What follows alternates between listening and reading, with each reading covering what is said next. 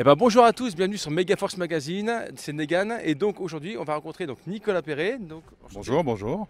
Alors, pour ceux qui ne te connaissent pas, qui es-tu donc dans le milieu du jeu vidéo, je pense? C'est ça, oui. Moi, je suis développeur depuis 95, en fait. J'ai travaillé chez Delphine Software notamment, mais je suis encore développeur, hein. Je travaille surtout sur de la VR aujourd'hui. Donc chez Delphine Software, j'ai travaillé sur Fade to Black, principalement sur la partie PSX. En fait, on était deux sur PSX. Donc tous les jeux PSX de Delphine que vous avez joués, normalement, j'ai participé. Enfin PSX, PS1, hein. PSX c'était le nom interne qu'on avait au niveau développement. Donc Fade to Black, Motoracer 1, Motoracer 2, Motoracer World Tour, pardon. Un petit peu dans Darkstone, mais un tout petit peu. Surtout la partie CD en fait. Et donc qu'est-ce qui t'a donné envie de te lancer justement dans le jeu vidéo ou c'était quelque chose d'avant, on va dire? Mais moi j'ai commencé le développement informatique à l'âge de 10 ans sur ZX81. Et en fait, je dis, je vais même aller plus loin, je dirais que je suis comme Obélix, je suis tombé dans la marmite du développement informatique. Et j'ai jamais arrêté depuis. Donc j'ai fait ZX81, j'ai fait ZX Spectrum, Amstrad, Atari ST, Falcon. Et après je suis passé sur PC. Ma mère était institutrice, donc j'ai fait aussi tous les Thomson. C'est-à-dire qu'il y avait la partie où ils vous donnaient des ordinateurs à l'école. Je lui faisais ces programmes pour les gamins, quoi, pour faire les cours.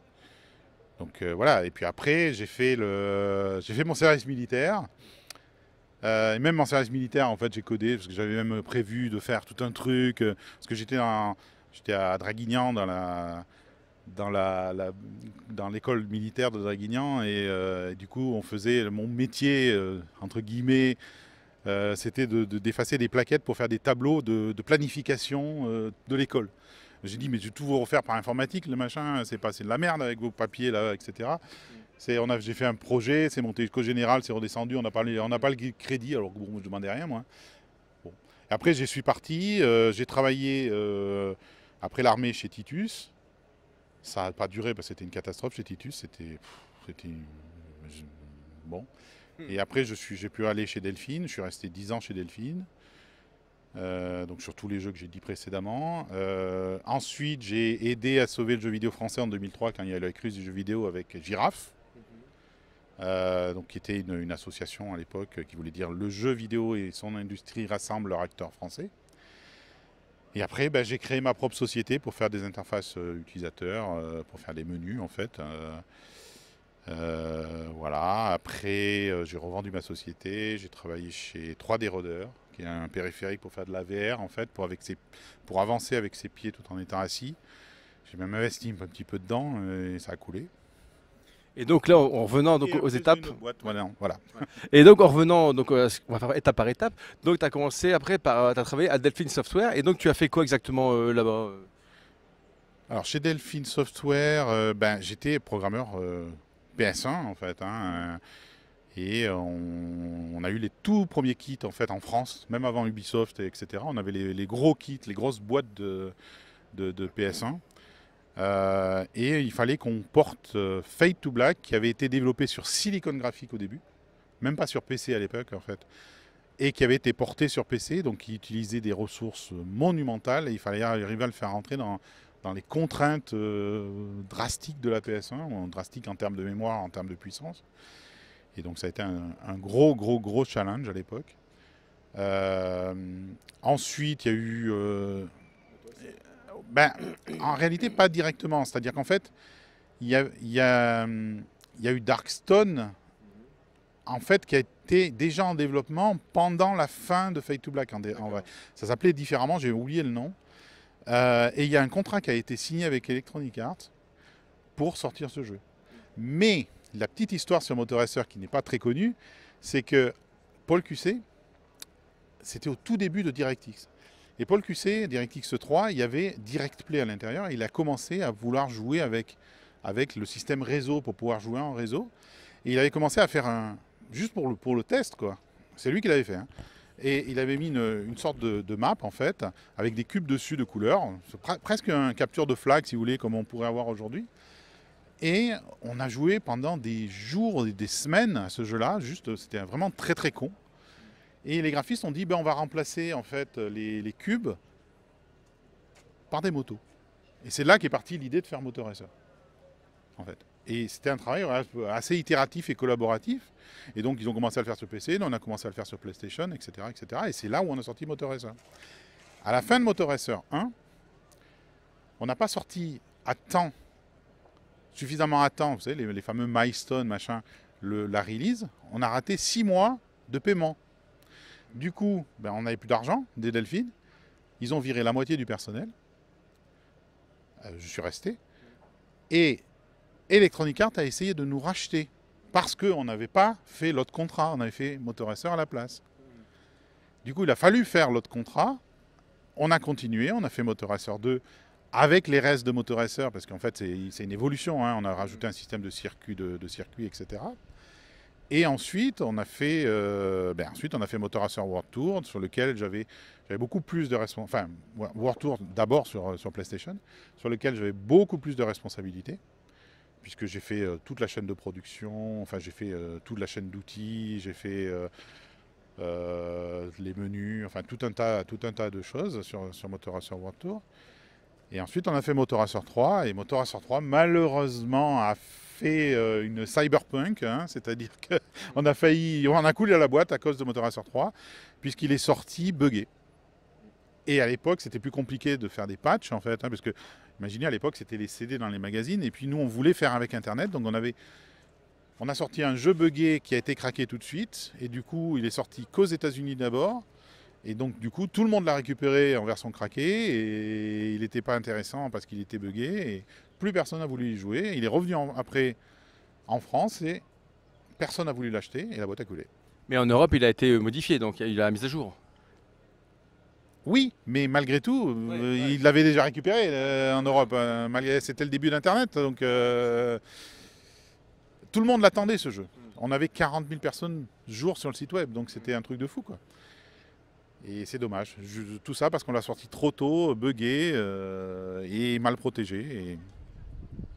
Et donc après Delphi Software, donc tu as fait quoi exactement donc Donc il y a eu la période Giraffe. Voilà. Giraffe, il y a eu la crise du jeu vidéo en 2003, donc jusqu'à 2005.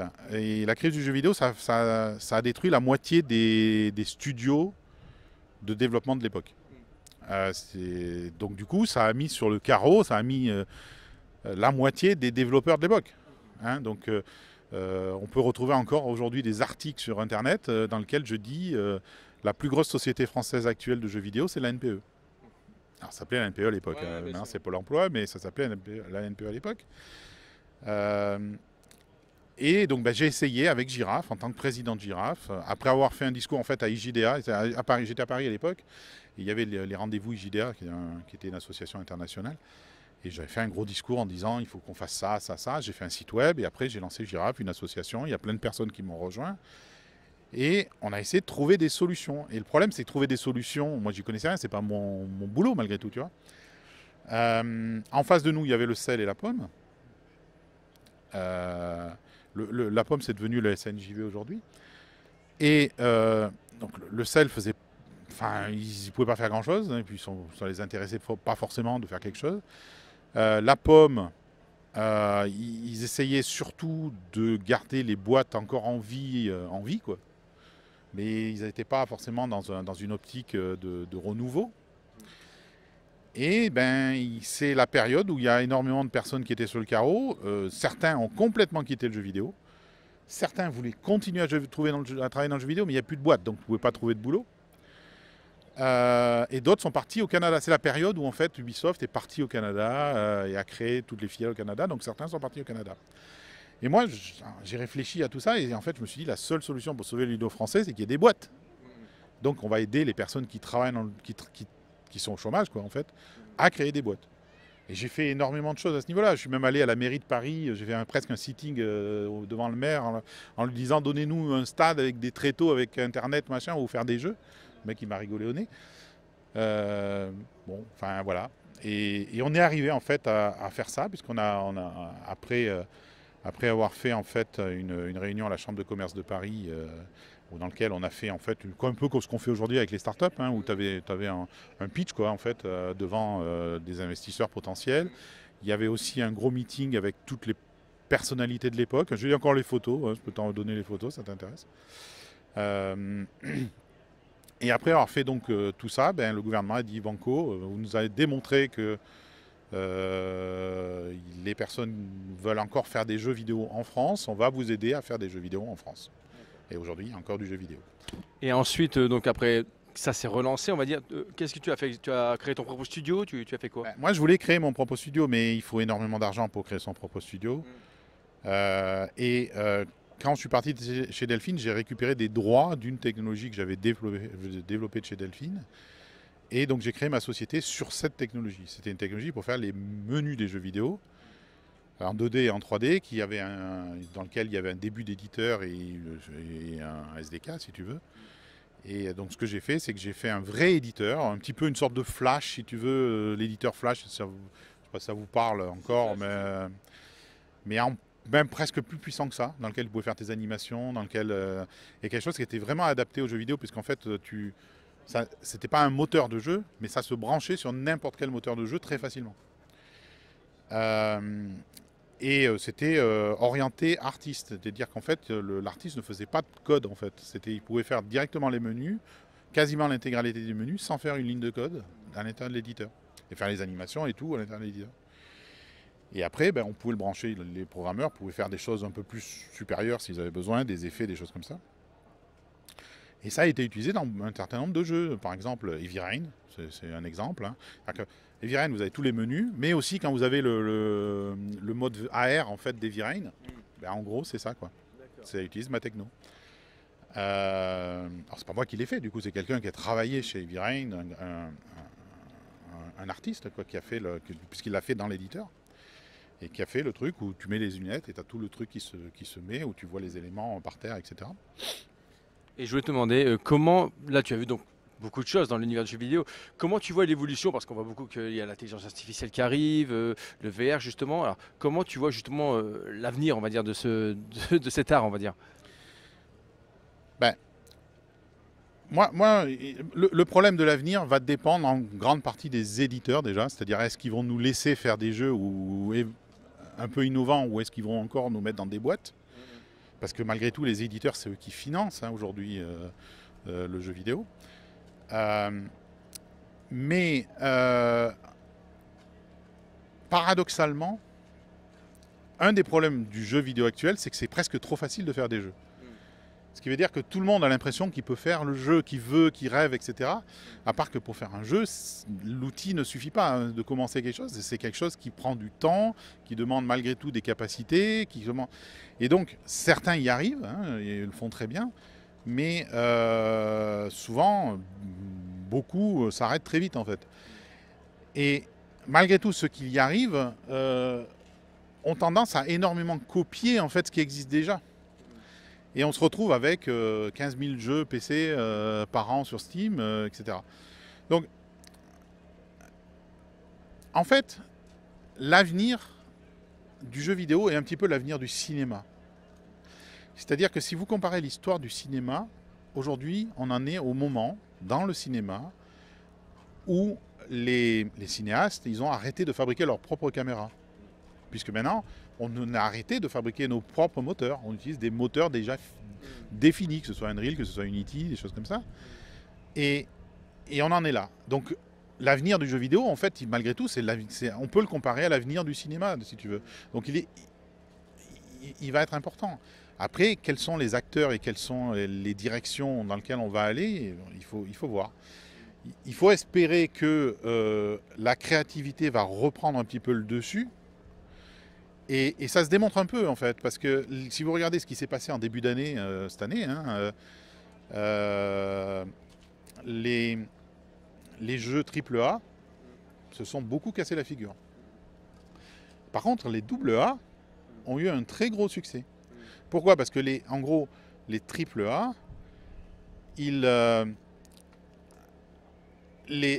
comment dire, les producteurs que tu as qui sont dans les AAA, Ils ont tendance à vouloir de l'argent, le plus d'argent possible pour faire les jeux.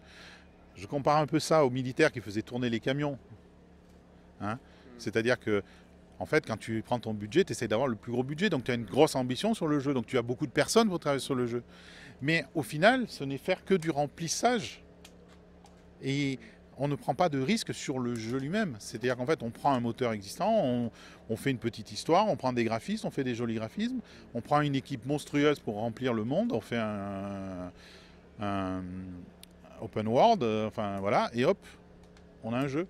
Mais le problème, c'est que je pense que les joueurs veulent autre chose. Ils veulent arriver sur quelque chose d'un petit peu plus créatif. Et le but d'un producteur, c'est de ne pas prendre de risques. Et le problème, c'est qu'à force de ne pas prendre de risques, en fait, ils ont pris énormément de risques. Puisqu'on arrive sur un truc, en fait, qui n'intéresse plus. Et donc, le problème qu'on a sur les AAA aujourd'hui, c'est ça. C'est qu'on se retrouve avec des jeux qui sont moins intéressants pour les joueurs, qui sont un peu la même chose qu'ils ont déjà joué, qui coûtent très cher. Mais qui coûtent très cher, il faut les rentabiliser. Et il faut en vendre beaucoup. Alors qu'on ne les vend pas beaucoup, et du coup, ben... Et le risque, il est là maintenant. Il faut que les producteurs, ils arrivent à s'adapter. Et donc, il y a espoir qu'on se retrouve avec des jeux un petit peu plus créatifs, mais malgré tout, ça va s'équilibrer à un moment donné, et puis on va... Enfin, voilà. Et en parlant des consoles actuelles, beaucoup remettent en marche le rétro gaming, même des Fade to Black, etc. Qu'est-ce que ça te fait justement de revoir ces jeux qui sont remis en avant dans les stores, dans son ensemble, on va dire? Un développeur de jeux vidéo, je pense que c'est le plus passionné de jeux vidéo que vous pouvez trouver. Parce que en fait, il ne joue pas forcément, enfin il est obligé de jouer un peu, mais il ne joue pas forcément, mais il met sa vie dans la balance. Donc, en tant que développeur de jeux vidéo, ça fait toujours plaisir de voir des joueurs jouer, puisque c'est ce que sur quoi tu as travaillé, tu vois ce que je veux dire. Mais par contre, au niveau business, c'est pas bon. Parce qu'en fait, vous ne faites que réutiliser des choses qui ont déjà rapporté de l'argent et c'est revendu et revendu et revendu. Donc bon, à partir de là, c'est intéressant. Après, il y a ce débat physique des maths qui est intéressant. Ouais. Ce qui est important dans le jeu vidéo, et depuis toujours, c'est pas nouveau, c'est la licence. Quand vous achetez un jeu, vous achetez une licence du jeu. D'accord ? Cette licence, elle a un contrat, c'est un contrat. Dans ce contrat, il y a marqué un certain nombre de choses. Le fait de jouer au jeu, c'est comme si vous signiez le contrat, donc vous l'acceptez. À partir de là, dans le contrat, en fonction de ce qui a marqué, l'éditeur, il a mis un certain nombre de droits qui sont applicables, puisque vous l'avez signé en jouant au jeu, et qui sont potentiellement abusifs. Et le fait d'avoir un jeu physique ne vous garantit pas du tout que votre jeu sera éternel. Pas parce qu'il est physique, parce qu'à cause de ce contrat. Ce que je veux dire, c'est que depuis que les consoles peuvent être mises à jour, on peut vous enlever le droit de jouer à cette licence.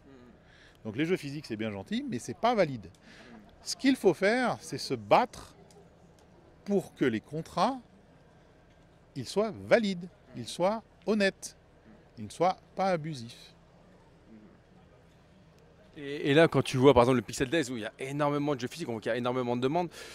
Donc on revient un petit peu au sujet du physique, on voit qu'il y a beaucoup de gens misent encore sur le physique. Hein. Alors, oui, alors dans le cas de Pixel Day ou dans le cas de tous ces trucs-là, il y a beaucoup de paramètres. Il y a la nostalgie, hein, c'est-à-dire qu'en fait, vous revoyez les jeux de quand vous étiez enfant et vous voulez éventuellement les partager avec vos enfants. Hein, donc c'est une partie de la chose et c'est tout à fait louable hein, pour le coup.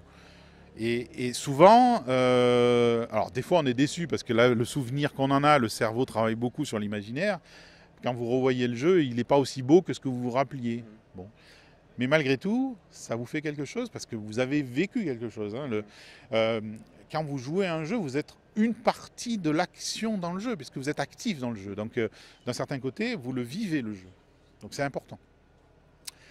Après, moi, ce que j'aime moins, c'est la partie spéculation. C'est-à-dire qu'en fait, on se retrouve avec des jeux qui sont jamais ouverts. Un jeu, c'est fait pour être joué, c'est pas fait pour être admiré, tu vois. Et la partie spéculation me dérange plus parce que on achète un jeu qui est sous blister, qui est sous machin, etc. Et le but, c'est juste d'attendre qu'il monte de prix pour le revendre. Ça me dérange beaucoup plus. Bon. Et après, il y a la partie conservation. Il y a des personnes qui vont acheter des consoles, etc., et essayer de les conserver. Et la partie émulation fait partie de la partie conservation, parce que la meilleure façon de conserver les jeux, c'est pas de les garder au niveau physique, c'est justement de les extraire du support physique, parce que le support physique peut se détériorer et disparaître très rapidement, et les utiliser dans un émulateur. Donc, je ne sais pas quoi dire, je vous donne un petit peu des indices, vous n'avez qu'à réfléchir quelle est la bonne stratégie. Le seul truc, c'est que le physique n'est pas obligatoirement la meilleure solution pour conserver vos jeux de toute façon. Donc oui, c'est bien si vous avez la nostalgie. Après, si vous voulez spéculer, mais c'est comme un bon vin, hein, à la limite. Hein, tant que vous n'avez pas ouvert la bouteille, vous ne savez pas s'il est encore bon. Hein. Là, ça va être pareil. Hein. Vous allez avoir des jeux qui n'ont jamais été ouverts, vous l'ouvrez, il ne marche pas. Donc, vous avez vendu quelque chose qui est un peu bizarre, quoi. Après, j'ai encore deux petites questions. Alors, je voulais demander, qu'est-ce que tu penses de ce projet du musée justement du jeu vidéo qui veut être créé justement en France? J'ai mis 1000 € dans le musée du jeu vidéo. Et j'ai mis 1000 € et j'ai pleuré quand le truc est fini. Pour moi, le jeu vidéo, c'est ma vie. C'est mes veines, c'est mon sang. Et le fait d'avoir un musée du jeu vidéo en France qui aboutit, pour moi, c'est très important. La méthode qui a été faite peut déplaire à certains. J'en ai discuté avec les personnes de MO5, etc. Mais elle est logique. C'est-à-dire qu'en fait, quand vous êtes entrepreneur de façon générale, si vous allez voir le gouvernement en disant j'ai pas d'argent, surtout en France d'ailleurs, et je voudrais que vous me donniez de l'argent, ben on vous donne rien. Parce que le gouvernement va prendre un risque sur vous pour dépenser, enfin, va pas prendre un risque sur vous par rapport à l'argent que vous n'avez pas. Par contre, si vous arrivez et que vous dites j'ai 2 millions, et en plus j'ai une communauté derrière qui a donné ces 2 millions, et ben c'est beaucoup plus facile de trouver des investisseurs, c'est beaucoup plus facile de convaincre le gouvernement de vous aider et de faire quelque chose de grand. Et pour moi, j'ai aucune critique contre personne quand je dis ça. C'est juste que je ne vois pas pourquoi on critique ce qui a été fait. Je sais bien que Tev, il est entrepreneur, il vit au Japon, qu'il est peut-être plus entrepreneur que quelqu'un qui joue aux jeux vidéo, mais malgré tout, il a fait quelque chose qui va faire qu'on aura un musée en France du jeu vidéo. Et peut-être le meilleur musée au monde. Donc je ne vois pas ce qu'on peut reprocher à ça. Pour moi, c'est fabuleux. D'accord. Bon, bah, en tout cas, ça met du cœur, c'est bien. Et je voulais demander, bon, là on va terminer pour la dernière, le mot de la fin pour toi, ça serait quoi de l'interview? Bah, le mot de la fin, je vais revenir sur ce que je disais tout à l'heure sur les licences. Du coup, tu vas devoir faire du montage, mais c'est pas grave, tu vas t'amuser. Je pense que j'ai dit beaucoup de choses, tu vas en couper beaucoup.